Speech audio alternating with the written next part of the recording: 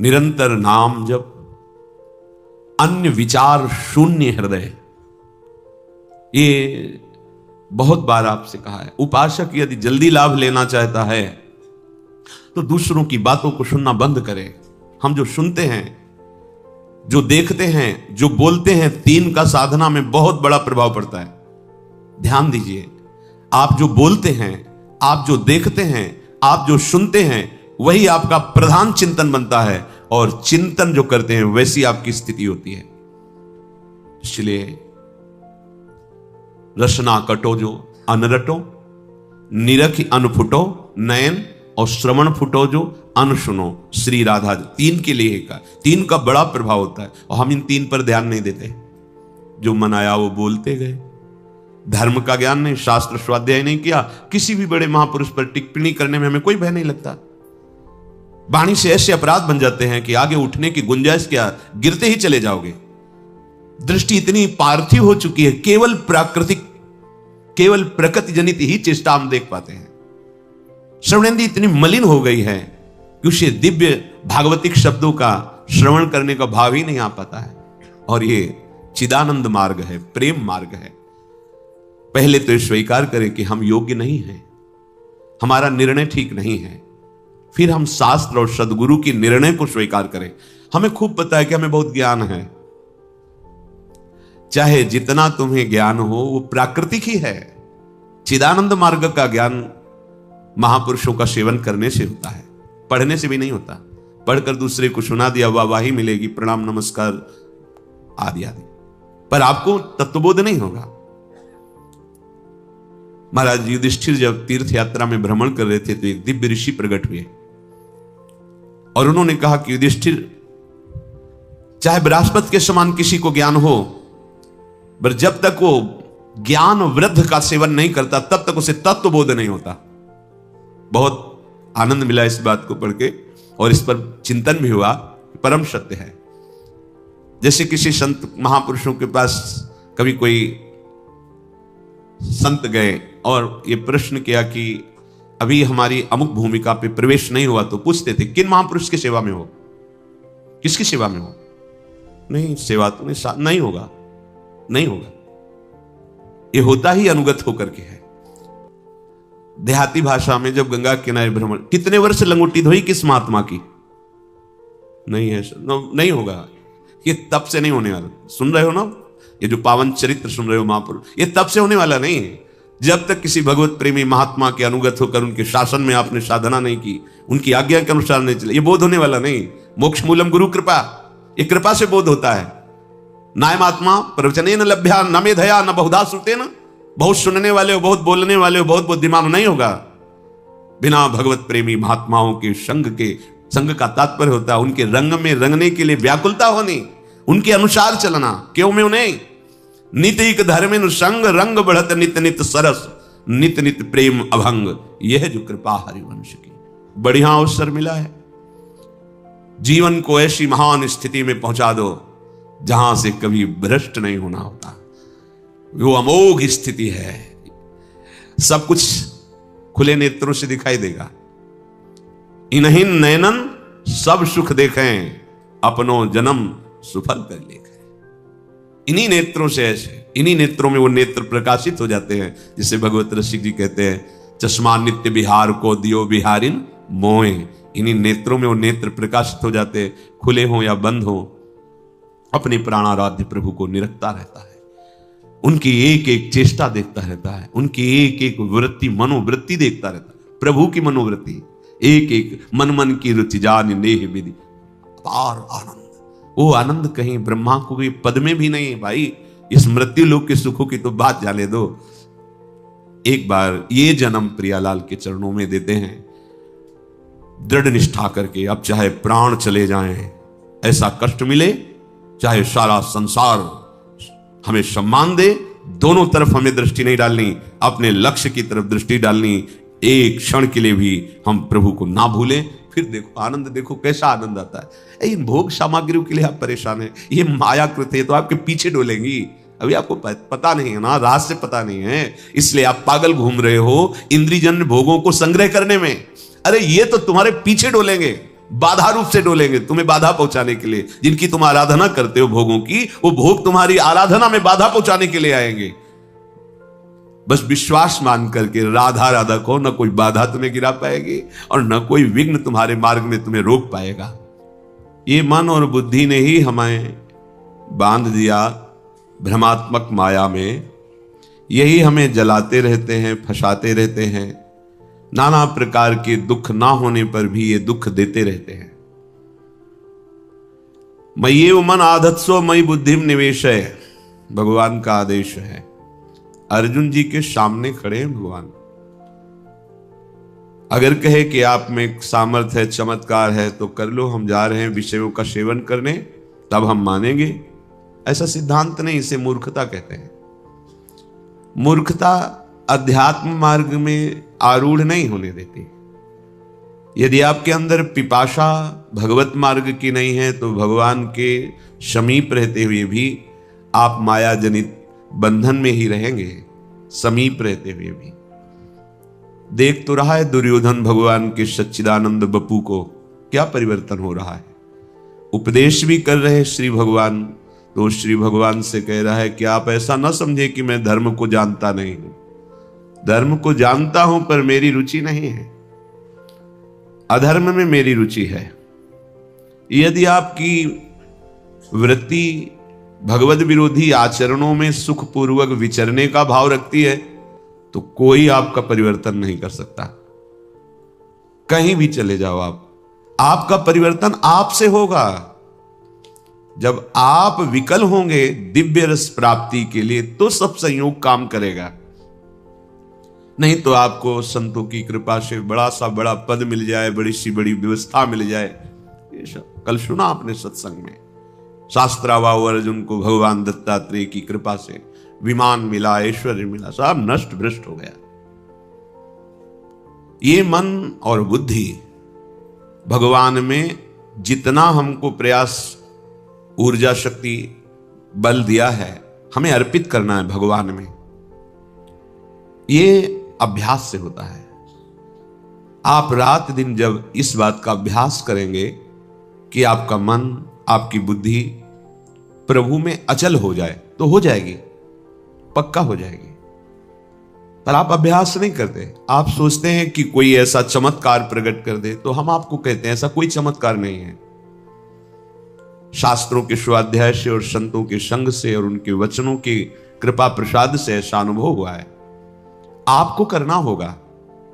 संपूर्ण शास्त्रों में भगवत प्राप्त महापुरुषों की ही वाणी है, और वो अपने निज जनों को सामने ही उपदेश करते हैं। और वो कहते हैं कि यदि मुझे जानना है, मुझे पाना है, तो तुमको अपना मन समर्पित करना होगा, अपनी बुद्धि समर्पित करनी होगी। यह आपका कार्य है। आप अपने मन और बुद्धि को विषयों में लगाएं, मनमानी आचरणों में लगाएं, कुतर्क विचारों में लगाएं, फिर भगवदानंद नहीं। ये तो अत्यंत श्रद्धा और विश्वास से है। वचनों पर श्रद्धा विश्वास करके जब आगे बढ़ा जाता है, तो भगवत कृपा से हृदय में प्रकाश होता है। जैसे अभी आंख मूंदो तो अंधकार नजर आएगा, फिर आंख खोलो या मूंदो एक ही बात नजर आती है। वो नजरों में बैठ जाते हैं। वो कोई प्रवचन की वस्तु नहीं है, वो कोई पार्थिव वस्तु नहीं कि उसे प्रमाणित करके दिखाया जाए। तो अनुभव गम में भजे ही जय क्षमता। जो आपको नाम मिला है, मंत्र मिला है, इस पावन भूमि में बैठने का सौभाग्य मिला है, यहां की बड़ी सी बड़ी पदवी मायाकृत है। आज है, कल नहीं रहेगी। पदवी और पदवी वाला दोनों नहीं रहेंगे। स्थायी, अविनाशी, नित्य सच्चिदानंद बात, प्रभु का नाम जितना आपने कमा लिया, वो लोक लोकांतर में आपको महासुख प्रदान करेगा। यह विश्वास का विषय है। इसको बाहरी किसी कागज में लिख करके प्रमाणित नहीं किया जा सकता। यह हृदय का विषय है। जब आप गुरु प्रदत्त नाम निरंतर जपते हैं, तो गुरु कृपा से निरंतर जपने की प्रियता प्राप्त होती है। अव्यावृत भजनात्, भजन करते करते ऐसी स्थिति आ जाती है जो अनिर्वचनीय है। एक दो बार प्रश्न हुआ कि भगवत प्राप्ति के बाद कैसा लगता है, मोक्ष होने के बाद कैसा लगता है, तो ये तो बहुत बड़ी बात है। बहुत सुंदर गुलाब जामुन आपको पवावे, कैसा लगा आपको? मीठा नहीं, वैसे कैसा लगा? बहुत अच्छा नहीं, कैसा? बहुत अच्छा कैसा लगा? अब बोलो, आप कहोगे खा के देख लो, बस यही उत्तर होगा। तो ये तो पार्थिव वस्तु के अनुभव की बात है। वो तो सच्चिदानंद जो प्रकृति का एक सेकेंड में संपूर्ण प्रकृति का सृजन करके अपने आप से अपने आप में बैठा खेल रहा है, उसका अनुभव, और फिर वो बतावे कि ऐसा लगता है। नहीं, ये वाणी के अगोचर विषय है। मूकास्वादनवत अनुभव गम्य भजे जय संता, ये तो अनुभव का स्वरूप है। तिल भर पृथक न रहा, बढ़ चला परम नवीन अतुल रस रंग। कभी बढ़ी व्याकुलता होती, फिर जब होता अमिलन भान। तुरत प्रकट हो कर स्मृति में, तुम करते सुखद स्पर्श का दान। तब से कभी वियोग कभी मिलन होता, फिर कभी मिलन संभोग। रहती प्रिय अनुभूति बाह्य, अंतर रहता नित रस संयोग। ये स्थिति जागृत होती है। निरंतर नाम मंत्र की स्मृति में डूबा उपासक तिल भर पृथक न रहा। तिल भर भी अब अंतर नहीं रह गया। किसी ने प्रश्न किया, क्या जीव कभी भगवान हो सकता है क्या? अभी आप जानते नहीं, जीव कभी हुआ ही नहीं, आपको समझ में ही नहीं। यही तो भ्रम है, जीव कभी हुआ ही नहीं। जीव किसे कहते हैं? जिसने शरीर को मैं मान लिया उसे जीव कहते हैं, और जिसने शरीर राग का त्याग कर दिया उसे शिव कहते हैं। शिवोहम सोहम स्मृति वृत्ति अखंडा। कुंडल नाम आकार का हुआ है सोना ही, कंकण नाम आकार का हुआ है सोना ही, हार नाम उसी स्वर्ण का ही है। ये नाम रूप गलित कर दो तो बचा क्या? स्वर्ण ही। तुम्हारा जीव संज्ञक संबोधन शरीराभिमान के कारण है, नहीं तुम शिव स्वरूप ही हो, भगवत स्वरूप। तिल भर पृथक न रहा, तस्मित् तज्जने भेदा भावात्। जो निरंतर भगवत चिंतन में मगन है, जिनका कहीं कोई शरीर भान इंद्रिय सुख नहीं रह गया, उनमें और भगवान में अंतर नहीं। अंतर ना होते हुए भी एक अंतर है। मोरे मन प्रभुवस विश्वासा, और राम ते अधिक राम कर दासा। अधिक राम कर दासा। भगवान के रहते हुए भी हमारी माया की वृत्तियां नष्ट नहीं हुई, वो हृदय में अभी बैठे हैं। पर भगवान के प्रेमी महाभागवत का आश्रय लेकर उनके वचनों के अनुसार चलो तो बैठे नहीं रह सकते, यहां छुप कर नहीं बैठे रह सकते, वो प्रकाशित हो जाएंगे। बढ़ चला परम नवीन अतुल रस रंग, जिसकी त्रिभुवन में किसी से भी तुलना नहीं दी जा सकती। कैसा स्वाद है भगवदानंद? बोले अमुक जैसा, उदाहरण ही नहीं है, वो अद्वितीय है। तिल भर पृथक न रहा, बढ़ चला परम नवीन अतुल रस रंग। किससे उदाहरण दे? भगवदानंद कैसा? बोले ऐसा नहीं है ही नहीं, वो केवल अद्वितीय है, और वो केवल अनुभव में। जाने मोरी छाती, वाणी भी नहीं। ध्रुवदास जी कहते हैं, जिन नेत्रों ने देखा उनको बोलने की सामर्थ्य नहीं, जो वाणी बोल रही उसने देखा नहीं, कैसे बात को बतावें? कभी बड़ी व्याकुलता होती है। कब? जब एकदम भाव आया, अरे प्रभु हमसे दूर हैं, अभी अभी उन्हीं में डूबे हुए हैं। क्षण में भाव आया, मैंने तो कभी उनको एक बार भर नेत्र भी नहीं देखा। दहाड़ मार के रोना शुरू हो गया। फिर तुरंत क्षण में भाव बदला, सामने मुस्कुराते युगल सरकार, परमानंद में निमग्न कृतकृत्यता का अनुभव। कभी बड़ी व्याकुलता होती, फिर जब होता अमिलन भान। तुरंत प्रकट होकर स्मृति में, तुम करते सुखद स्पर्श का दान। तब से कभी मिलन कभी वियोग, फिर कभी मिलन संभोग। रहती प्रिय अनुभूति बाह्य अंतर, रहता नित रस संयोग। ये स्थिति कभी स्मृति में छाए हुए है, अंदर ही अंदर बात हो रही है, आलिंगन हो रहा है, रस में डूबा हुआ। ये मम भक्ति युक्तो भुवनम पुनात सतरति सतरति सा लोकांतार्यति। सांसारिक बुद्धि कल्पना भी नहीं कर सकती उस रस की। बस एक त्रिगुण की धरा में ही सारी बातें होती हैं। ये त्रिगुणातीत रस है, ये द्वंद्वातीत है, कालातीत है। ये चलता रहता है।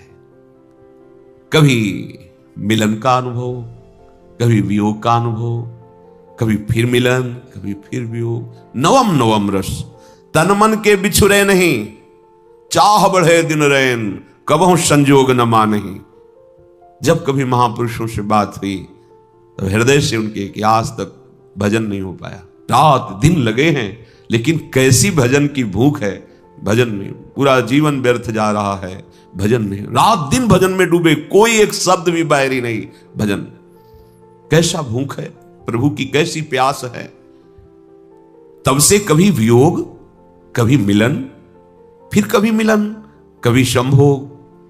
ये प्रिय अनुभूति निरंतर नवम नवम नवम नवम। उसको फुर्सत कहां है, अपनी शुद्ध की फुर्सत कहां है। क्यों?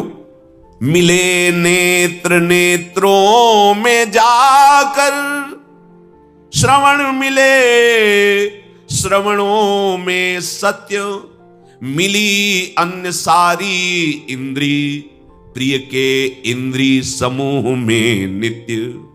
हृदय हृदय में मिला समाये प्राण सदा, प्रीतम के प्राण एक रूप हो गए, रहा रंचकु भी नहीं भिन्नता भान। किसको कौन समर्पित, किसमें कौन हुआ कब कैसे लीन, प्रीतम है या प्यारी कौन बताए सुधि बुद्धिहीन। ये अद्भुत चरम अवस्था की स्थिति है।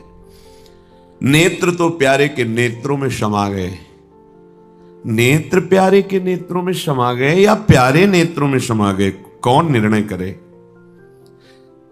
नेत्र प्यारे के नेत्रों में लीन हो गए या प्यारे हमारे नेत्रों में समा गए, इसका निर्णय नहीं हो सकता। किसको कौन समर्पित, किसमें कौन हुआ कब कैसे लीन, निर्णय नहीं है। प्राण भय कान में, कान भय प्राण में, ही में न जान परे कान है कि प्राण है। नेत्रेंद्री प्रीतम के नेत्रों में समा गई, प्रीतम मेरे नेत्रों में समा गए, क्या निर्णय करे। श्रवणेंद्री उनकी सत्य शब्द बोला, सत्य, ये श्रवणेंद्री श्रवणों में समा गई। अब केवल प्रीतम के हृदय की बात सुनाई देती है और कोई बात नहीं। सारी इंद्रियां अपने प्रीतम में लीन हो गई, प्रत्येक इंद्रिय प्रीतम के सानिध्य का अनुभव कर रही। हृदय हृदय में मिल गया, प्राण प्राण में समा गए, प्राण प्रिया प्रीतम हो गए। शपथ पूर्वक कहते हैं, मेरे प्राणनाथ श्री श्यामा शपथ करो त्रंची। अब न इंद्री बची है, न मन बचा है, न बुद्धि, न चित्त, न अहंकार, एक रूप हो गए, रहा रंचक भी नहीं भिन्नता भान। अब किसको कौन समर्पित, यह है महान प्रेम समाधि। अब किसको कौन समर्पित, किसमें कौन हुआ कब लीन, इधर से या उधर से। अब इधर उधर दोनों की बात नहीं रह गई। अब एक हो गए, एक रूप हो गए, रहा रंचक भी नहीं भिन्नता भान। कैसे कोई वाणी से वर्णन करे कि भगवदानंद क्या है। ऐसे सुख में मोक्ष सुख भी हल्का हो जाता है, नगण्य हो जाता है। इसलिए ये जीवन इसी महासुख के लिए मिला है। केवल बुद्धि से शरीर व्यवहार का निश्चय, बुद्धि से इंद्रियजन्य भोगों के सुख का निश्चय, अंतःकरण से मैं की सत्ता बनाए रख करके विचरण करना, यही संसारिकता है। आप सब संसारिकता में नहीं, आप सब अध्यात्म में हैं। उठने की कोशिश करो। जहां हो ये भूमिका स्थायी नहीं है। एक ऐसी स्थिति है जहां न हर्ष है, न शोक है, न दुख है, न सुख है, न मिलन है, न अमिलन है। न मिलन है, न अमिलन है। एक रूप हो गए, रहा रंचक भी नहीं भिन्नता भान। फिर भी चाह बढ़े दिन रैन। कैसे कोई समझ सकता?